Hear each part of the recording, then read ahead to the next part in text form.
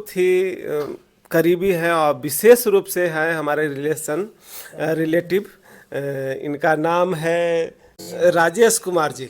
और बहुत दिनों से इंतज़ार था यहाँ आने के लिए। हमें बहुत बार बुलाया भी गया, मैसेज भी दिया गया। हमारे सोनू जी के तरफ से, मोनू जी के तरफ से, दोनों भाई एक ही तरफ नाम है तो थोड़ा सा, लेकिन दोनों भाई भी बहुत अच्छे हैं।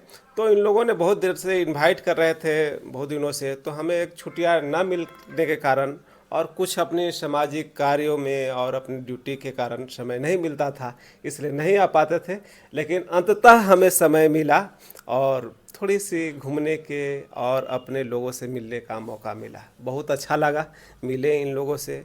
बहुत यहाँ का जो जिस तरह से देखे इन्वायरमेंट, लोगों के रहने सहने की व्यवस्थाएं, तो बहुत ही अच्छा लगा।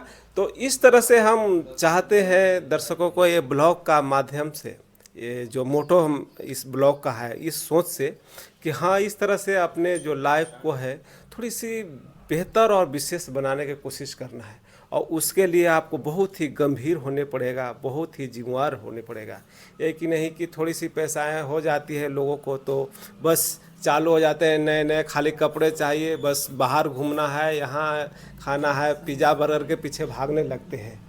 तो आपका जो मेन है बेस जो है वो ग्रोथ नहीं कर पाएगा। इसलिए चीज़ों को पहले अपना बेस बनाना है, जिससे क्या होता है कि आप लाइफ में तेज़ी से प्रगति करते हैं। और उसमें आपको सिर्फ अकेले की भूमिका से नहीं हो सकता है ग्रोथ। उसके लिए आपको जो पति पत्नी है उनको दोनों को सोच विचार एक दूसरे से मिलने पड़ेगा, एक दूसरे पर भरोसा करने पड़ेगा और मिलकर आगे बढ़ने पड़ेगा। तभी आप बढ़ेंगे, आपका परिवार बढ़ेगा, आपके बाल बच्चे का विकास होगा, आपका घर द्वार, आगे सारे चीज़ें आप डेवलप कर पाएंगे। तो आज चलिए हम मिलते हैं राजेश जी से। ये बहुत ही स्ट्रगल के बाद आज अपने लगभग अपने मुकाम तक पहुँचे हुए हैं, क्योंकि कई बार ये 2008 से इंजीनियरिंग किए हुए हैं खड़गपुर से। और ये आपका आगे चल के यूपीएससी का भी तैयारी किए, जिसमें ये रिटेन भी हुए, फर्स्ट रिटेन, सेकेंड रिटेन, यहाँ तक इंटरव्यू मेडिकल सारे फेस किए। और अंततः इनको मेरिट नहीं बन पाया 1-2 नंबर से। उसके बाद इनका जो कॉलेज से था, जो आईआईटी खड़गपुर था, वहाँ से प्लेसमेंट हुआ। और हालांकि उससे पहले ही हुआ था। तो ये जर्मनी में गए और वहाँ पर अभी डिप्लॉय हैं और अपने जो विभाग है उसमें कार्यरत हैं। तो इनके जर्नी के बारे में आज हम जानेंगे, क्योंकि इनसे मिलकर हम भी बहुत एक्सपायर हुए और बहुत अच्छा लगा कि हाँ, इस तरह से मेहनती और प्रगतिशील व्यक्ति इतने लंबे सफ़र किए हैं। तो शायद आपको भी इससे कुछ सीख लेने की मौका मिलेगा। तो आइए जानते हैं इनसे थोड़ी सी जर्नी के बारे में कि किस तरह से स्ट्रगल करते हुए अपनी उस मुकाम तक पहुँचे जहाँ यहाँ तक पहुँचने के लिए हमारे नए नए युवा साथी सपने देखते हैं, खुली आंखों से भी और सोए भी आंखों से। तो चलिए आइए शुरुआत करते हैं और जानते हैं इनसे जर्नी के बारे में। लीजिए राजेश जी, स्वागत करते हैं हमारे यूट्यूब चैनल में। और आपसे निवेदन करते हैं कि आपने कुछ हमारे जो युवा साथी जुड़े हुए हैं उनको अपने जर्नी में कितनी स्ट्रगल है, क्योंकि लोग क्या देखते हैं कि हाँ, यहाँ तक पहुँच गए, यहाँ तक हम कैसे पहुँचेंगे। लेकिन इनकी जो जर्नी है, जो स्ट्रगल है, उसमें कितनी समस्याएं आई, कितने बाधाएं आए, कितने इनको समस्याओं को झेलने पड़ा, वो सारी चीज़ को देखना बहुत ज़रूरी है। तभी चीज़ों को आप सफल हो पाएंगे और उस मुकाम तक पहुंचने की आप सोच सकेंगे। तो चलिए आइए सुनते हैं। लीजिए सर। थैंक यू सर, आपने मुझे ये अपॉर्चुनिटी दिया कुछ अपने बारे में, अपने समाज के बारे में कुछ कहने के लिए। और कुछ आपसे भी कुछ जानने को मिला, जिस तरह से आपने अपने समाज के बारे में, अपने सोसाइटी के बारे में बताया। तो लाइफ तो स्ट्रगल से भरा ही हुआ है, और हम लोग को खासकर, क्योंकि हम लोग एक बहुत ही एक गरीब फैमिली से बिलोंग करते थे। और स्ट्रगल नहीं होता तो शायद आज हम जिस मुकाम पे हैं उस मुकाम तक नहीं पहुंच पाते। और ऐसे भी पलामू जो डिस्ट्रिक्ट है ये अत्यंत पिछड़ा जगह था, है ना। तो यहाँ पे ना एजुकेशन की व्यवस्था थी ना कुछ भी करने के लिए हम लोग को तो या तो पटना जाना पड़ता था या दिल्ली जाना पड़ता था। यहाँ पे हमारे टाइम में मैं 2002 में इंजीनियरिंग एंट्रेंस निकाला हूँ, तो उस समय यहाँ कुछ भी नहीं था, यहाँ तक कि रांची में भी कुछ नहीं था। हाँ, उस समय इतनी गरीबी थी कि मैं दिल्ली भी नहीं पहुँच पाता। तो हमारे मम्मी पापा हैं, हमारे भाई लोग हैं, बड़े भाई लोग, जिन्होंने मुझे सपोर्ट किया और ज़िंदगी के हर दुविधा में जहाँ हम फंसे उसमें उन्होंने मुझे हेल्प करके बाहर निकाला।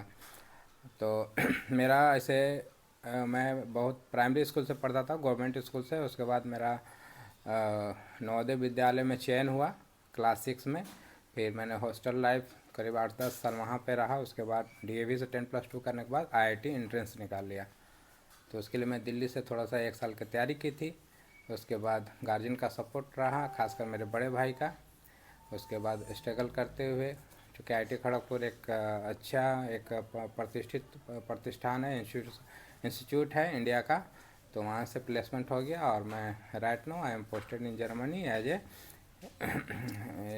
टेक्निकल हेड हूँ वहाँ पे, एज ए सेकेंड ईयर बोलते हैं उस रैंक का। तो मैं यही कहना चाहूँगा कि स्ट्रगल तो लाइफ में है ही, without struggle you will be get nothing. तो आपको तो कुछ पाने के लिए सेक्रीफाइस तो करना ही पड़ेगा। तो हमने भी बहुत सारा सेक्रीफाइस किया समय समय पे, और इस चीज़ को अपनी लाइफ की अहम मतलब टाइम को समझते हुए आगे अग्रसर रहे और फाइनली अचीवमेंट मुझे प्राप्त हुआ। तो धन्यवाद इसके लिए। बहुत बहुत आभार। आपको शॉर्ट टाइम में बहुत ही बड़े चीज़ को आपको बताएं। हम जानते हैं इस जो मैसेज जो भेजे हैं ये ब्लॉग से, ये बहुत ही युवा जो साथी होंगे उनको काम आएगा। थोड़ी सी और जानना चाहूँगा इनसे कि हाँ, बचपन का लाइफ कैसा रहा, क्योंकि हर व्यक्ति थोड़ी सी बचपन में नादानी करते हैं, कुछ ऐसे गलतियाँ हो जाती है जो हमेशा माइंड में रिमेम्बरेड रहता है, और कुछ ऐसे जो ज़िंदगी का सुकून भी उस समय होता है जो आदमी उसको याद करके कभी चेहरे पर मुस्कुराहट ला देता है, कभी हंस जाता है, क्योंकि कोई पता नहीं होता है कि कब वो खुशी जो है वो दौर हो जो चेहरे पर आ जाती है और दिमाग में याद आ जाता है। तो वो पल की थोड़ी हम जानकारी चाहेंगे कि हमारे साथियों के दे लीजिए सर, थोड़ा नज़दीक रहा। बचपना तो सबका यादगार रहता ही है और बचपना जो होता है वो मेमोरेबल तो होता ही है, उसका कोई कंपेयर नहीं किया जा सकता है। क्योंकि वो पल जो था वो जैसे जैसे हम लोग आगे बढ़ते जाते हैं लाइफ में बिजी हो जाते हैं, लेकिन बचपना में जो एंजॉयमेंट और जो सुकून मिलता है वो शायद उसके बाद ना मिल पाता है। तो बचपना तो है ही। बचपना में तो बहुत कुछ हुआ। मम्मी पापा पीछे पड़े रहते थे, पढ़ते नहीं थे, कुछ ना कुछ करते ही रहते थे, बदमाशी। फिर हमने हॉस्टल लाइफ में रहा, वहाँ पे भी दोस्तों के साथ एक थाली में 4-4 दोस्त खाना खाना, उनके चीज़ को कभी तो यहाँ तक कि किसी का कुछ आया तो उनसे चुरा के खाना। तो ये वो जो पल आता है जो हम लोगों ने बिताया वो अहम बहुत ही मतलब मेमोरेबल है। और लाइफ में अपना स्ट्रगल तो है ही, अपने मेहनत से तो सब कोई आगे बढ़ता ही है यदि कोई अच्छा है। लेकिन दूसरा जो पड़ाव आता है वो शादी के बाद। यदि आपको जीवन साथी एक अच्छी मिल गई तो आपका समझिए कि घर संवर गया। और तो मैंने अपना एक्सपीरियंस यही जानता हूँ कि मेरी वाइफ उन्होंने जितना मुझे सपोर्ट की है शायद कोई पत्नी मैंने सभी करते होंगे लेकिन बहुत रेयर केस है ऐसा। तो हमने मेरी जो जीवन संगिनी मिली है वो भी मुझे बहुत सपोर्टिव है, उसकी वजह से मैं आगे बढ़ रहा हूँ। और भगवान करे कि जो मेरा एम्बिशन है, मैं यूपीएससी में भी रिटन मेंस निकाला हूँ, इंटरव्यू भी अपीयर हुआ हूँ, मेडिकल भी हो गया था। Finally I am not selected in the merit list because of the only 3 marks. तो उसके लिए मुझे अफसोस नहीं है। One day I will get the my motto my goal, because मेरी जो वाइफ मिली है वो बहुत सपोर्टिव है और मुझे हर पड़ाव में वो एक सहयोग साथी बन करके मेरे साथ हमेशा रहती है। चलिए, बहुत ही अच्छा लगा राजेश जी, आपने शॉर्ट में जीवनी में और कुछ अच्छाई बुराई सारे चीज़ को आपने बता दिए।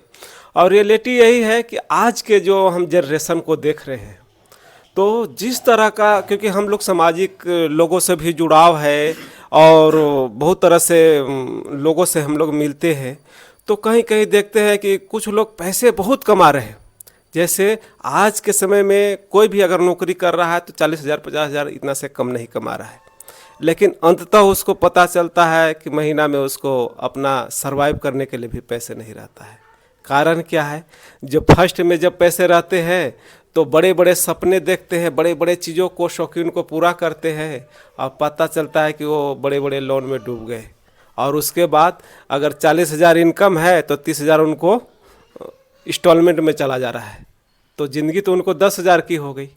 तो कैसे मैनेजमेंट होगा? इसलिए शौक़ को पालना सीखिए, ये नहीं कह रहे हैं, लेकिन शौक़ को उस हद तक ही निभाइए जिससे आपका जीवन सरवाइव हो सके और आगे फ्यूचर को आगे बढ़ने में बाधा ना आए। तो इसलिए इस चीज़ों को सीखिए कैसे मैनेजमेंट किया जाता है। तो चलिए अब आते हैं जो हमारे राजेश जी जो है उनके धर्म पत्नी से थोड़ी बात करते हैं, क्योंकि हमारे विशेष रिलेटिव हैं और बहुत ही, ये भी बहुत शुरू से ही गंभीर रहे हैं, एक विचारणीय रहे हैं और बहुत अच्छे थिंकिंग वाले हैं। तो हमें अच्छा लगा कि इन लोगों ने जब यहाँ पर आए तो जिस तरह के इन लोगों के आपस में जैसे एक धर्म पत्नी का तालमेल होना चाहिए और विचार के एक दूसरे से मिलते हुए आगे बढ़ना चाहिए, वो उस तरह के चीज़ों को हमने देखा और ये हमें बहुत अच्छा लगा। तो चलिए इनके भी थोड़ी सी जर्नी में हम थोड़ा सा बात करते हैं इनसे कि हाँ, यहाँ तक जैसे एक तो ठीक है अनमैरिड के बाद लाइफ होता है कि कोई ज़्यादा जिम्मेवारी नहीं होता है, लेकिन जब शादी हो जाता है तो किस तरह से मैंने समस्याओं को झेलने पड़ा और यहाँ तक पहुँचे, शॉर्ट में जो भी है आप बताएंगे और इनसे भी थोड़ी सी आप। सबसे पहली बात तो हमको बहुत खुशी हुई कि आप लोग मेरे घर आए। ये मेरी ननद हुई और नंदोसी हैं। काफ़ी टाइम से इन लोग को हम बुला रहे थे, समय नहीं रहने के कारण इन लोग नहीं आ पा रहे थे, लेकिन कल अचानक हमको पता चला कि लोग आ रहे थे। हम बहुत खुश हुए कि चलो भाई मेरे ननद और नंदोसी आ रहे हैं। तो शादी के बाद तो आदमी का लाइफ बहुत चेंज हो जाता है। शादी से पहले है कि कुछ जिम्मेदारी रहता ही नहीं है, जो माँ बाप के ऊपर डिपेंड रहता है, लेकिन शादी के बाद आप अपने खुद के ऊपर डिपेंड हो जाते हैं। जो करना है आपको अपने से करना है, सोच समझ के सारी काम करना है और पूरे फैमिली को लेके चलना है, मैके वाले को, ससुराल वाले को, सभी को लेके चलना है, चलना पड़ता है, बाल बच्चे को देखना है।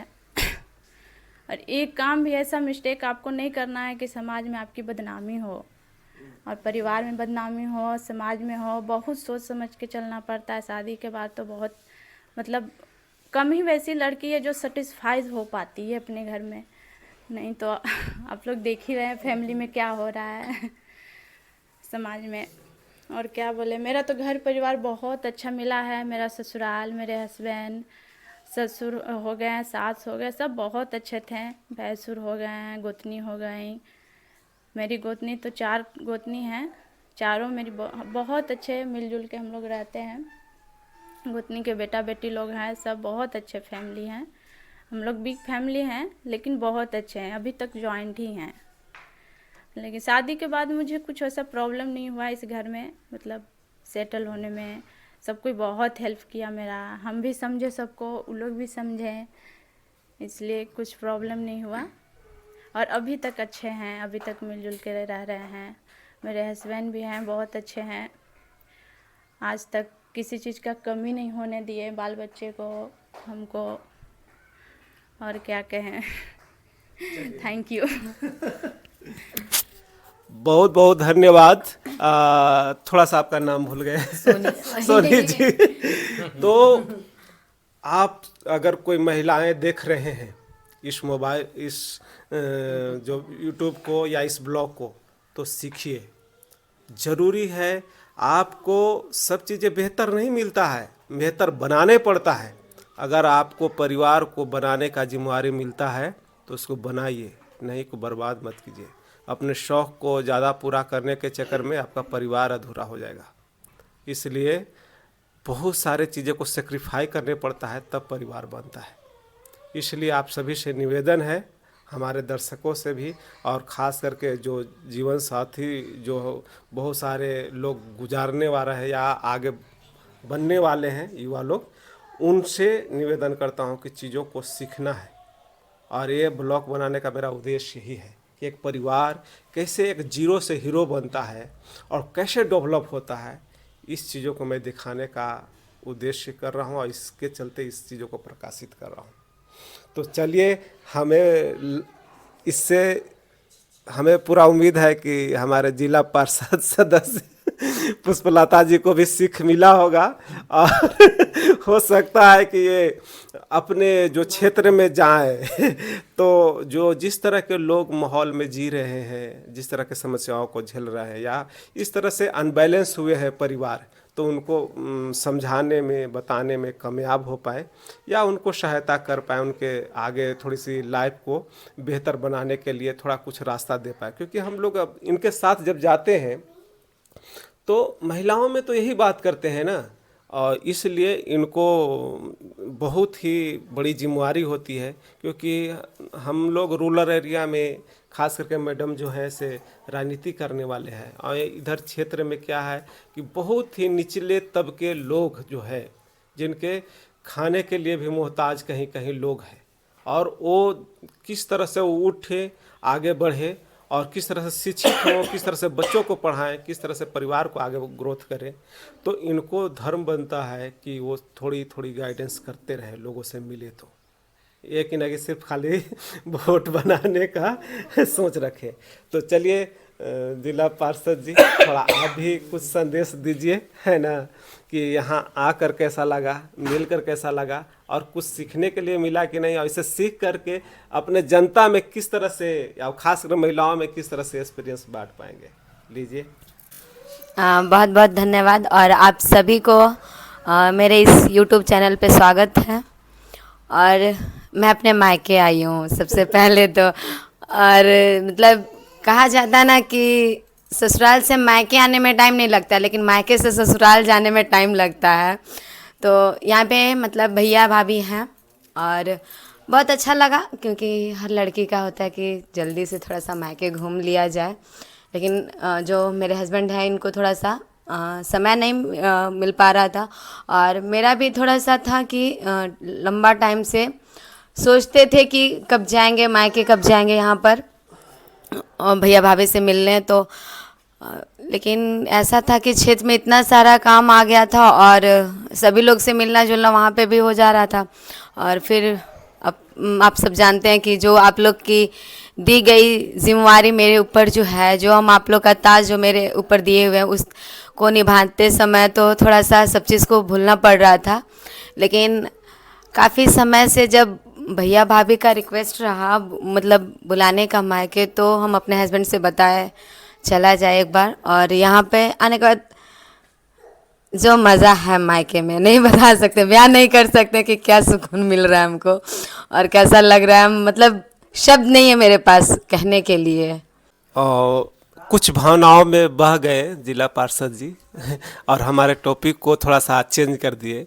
हम इनसे ये जानना चाहते हैं कि यहाँ आकर एक पारिवारिक जिस तरह के जीवन देखे, इससे क्या सीख मिला, और ये संदेश आप कैसे लोगों में बांटेंगे, या जो क्षेत्र में जो महिलाएं हैं तो उनके विकास के लिए उस पर क्या संदेश देंगे, उसके बारे में आप थोड़ी सी। देखिए, सभी लड़की का सपना होता है कि जब मायके जाए तो सबसे मिल के रहे, पूरे फैमिली से, भैया भाभी से और मम्मी पापा सबसे। और कभी ये नहीं लगे, जहाँ तक कि मैं सभी को कहूँगी कि ननद लोग जो होती हैं आने से कभी घर में प्रॉब्लम नहीं है, और भाभी लोग भी जो है उन लोग को भी नहीं होना चाहिए, क्योंकि मैं भी किसी की भाभी हूँ और मेरी भी ननद लोग हैं। तो मुझे कभी नहीं ऐसा लगता है कि मेरी ननद मेरे यहाँ नहीं है, सभी हैं।